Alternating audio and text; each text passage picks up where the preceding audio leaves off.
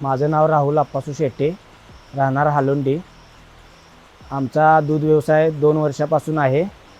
आमच्याकडे 20 गाई, लहान 20 वासरे आहेत। आमचं रोजचं दूध 250 लिटर दूध संकलन आहे। सकाळचे 125, संध्याकाळचे 125 लिटर। याआधी आम्ही हाताने दूध काढत होतो। आम्हाला दूध काढण्यासाठी कमीत कमी 2-2.5 तास लागत होते। त्यानंतर आम्ही लोकल ब्रँडचा मिल्क मशीन वापरून बघितलं, त्याच्याने पण आम्हाला थोडाफार त्रास होत होता। त्यानंतर आम्ही डी लेवलचं मिल्किंग मशीन घेतलं, त्यामुळे आमचा वेळ पण वाचायला लागला आणि जे नंतर लास्टला दूध हाताने काढायला लागत होतं ते आम्हाला काढायला लागत नाही।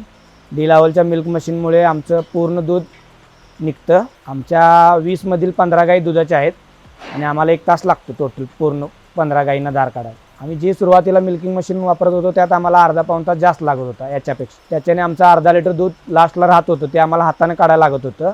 आता आम्ही डी लेवलचं मशीन घेतल्यापासून आम्हाला हाताने वगैरे काय काढायला लागत नाही।